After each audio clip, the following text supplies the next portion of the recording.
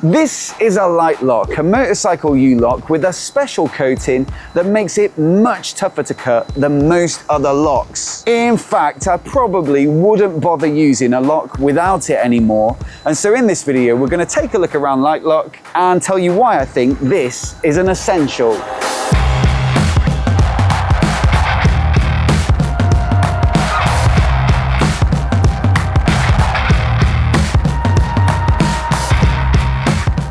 I'd just love to know, to start off, what made you decide to go on this quest to build the best possible lock that you could? So I think it's surprising to most people that most locks that we were all told were the best locks you could buy can be cut in around 10 seconds with a battery-powered angle grinder. And so we're really now pushing something out there to defeat those, and a lot of thieves are using angle grinders to steal bikes. So perhaps we could take a look then at cutting through a regular lock and just see just how easy that is.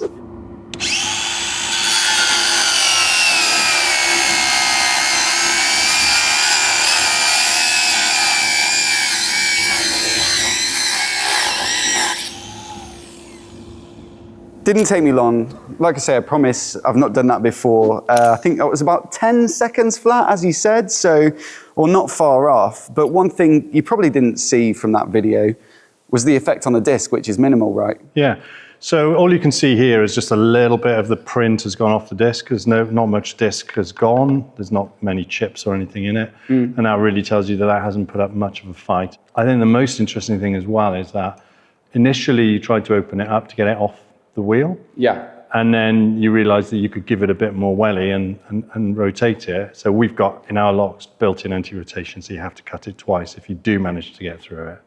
So there's a lot more in this than comes to the eye first sight. It's basically a big paper clip, this. Just bend it, pull it out. Not far off, it's a deterrent, but not much else. Yeah. Before we talk about what's so special about the locks, you know, it's worth mentioning that all of them are made here in the UK, in South Wales, and that must be something you're super proud of. Yes, it is, absolutely. We are hugely proud of it, and obviously we employ quite a lot of people now in the area, plus suppliers. But I suppose the biggest thing is we have complete control over the quality of our products, and our technologies are all developed here as well. So it gives us an agility. So it means that this is a great example, actually. Lots of people were asking us if we could make a longer X1. Here it is. We're not waiting for anybody else to make it. We make it ourselves, and we're kind of in control of our own destiny to some extent. But about the key thing, I suppose, that makes your locks so secure, the Baronium, what is it and how does it make them so resistant to attacks? So we talk about a layered kind of construction. So inside the lock, if we just open it up, we have a hardened steel core. So this is the shackle. We then have our armor, which is armored with Baronium, and then we have a rubber kind of coating which stops your bike getting scratched. And really the Baronium is what has made us famous in recent years. We call it a fused composite armor. So it's a composite material which is multiple materials. Right. So it's very hard particles suspended and metallurgically bonded to the main steel structure of the lock. And because they're so hard, that's what resists any kind of cutting. So it isn't just angle grinders, it's also saws. Right. It's a very hard product. And even down to our manufacturing, when we're gauging and checking things, everything wears out faster because Baronium is super hard. That all sounds brilliant, but yeah, I'm really looking forward to trying to give it a go and try and cut through it.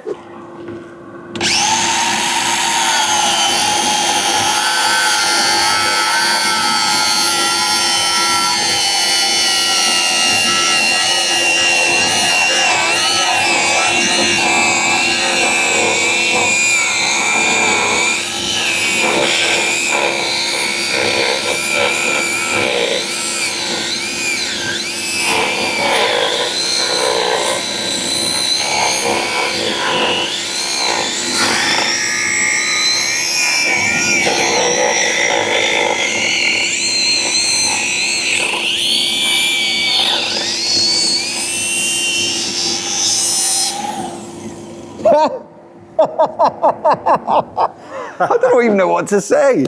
That's quite a stark difference then, isn't it? The disc sort of just disintegrates then after not very long cutting it. The way we describe Baronium is it turns the power of the grinder back on the disc. And so once you're starting to make, you felt like you were making progress, right? I did. At one point I was like, well, this isn't going to look good on camera, but... And then suddenly it tips and you start to find the disc just gets smaller and smaller and is full of dust. And the dust is largely disc.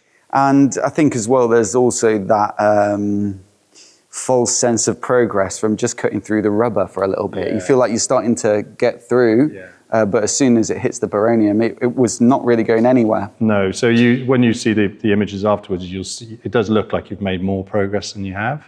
Yeah. So it might be worth having another go. I can imagine anybody watching this would be saying, well, let's have another go. I'll have another disc, yeah. Let's see if we can get through it. Well, all right then, let's give it a shot.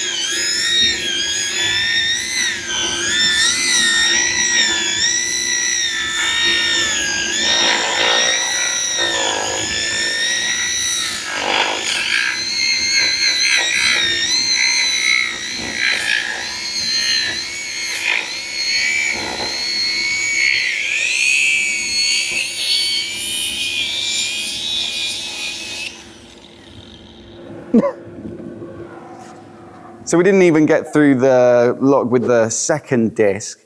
And I think not only is it the time of cutting, but if you were to stop and change the disc, that takes a minute or two as well. Absolutely, yeah. And you know, you did a good job of trying to keep the disc alive in that second cut. And you can see you were getting through to some steel. So when we see sparks, that means it's steel. But you'll see that the lock is nowhere near reached. When you move back onto the Baronium, you feel nothing happening. So you're trying to cut. So you're moving around, and that's why you were moving it, just for anybody that's watching.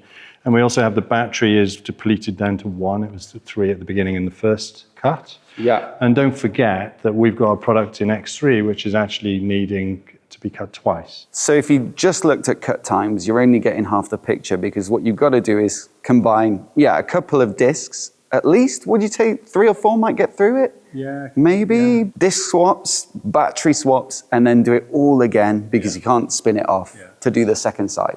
Plus, we've got PPE on an extraction. This is not very nice. No. And it's noisy, and so it's you're attracting attention, and so this is a big deterrent. I've got to say, it is very impressive when you actually feel it. That's such a different thing to see in a video, which I have seen on your own YouTube channel. Yeah. To feel the difference makes you truly appreciate, I think, just what a brilliant product it is. So thank you. Yeah, and for us, it's the most amazing kind of efficacy of a technology. So we've developed our own technology here in Britain. We manufacture the locks, and so to see the fact that it works from people that are saying, you've saved my bike, but equally people like you having a go and we've not set this up. We've just put a lock on a bike. Yeah. It's absolutely, it is what it appears to be. It's authentic.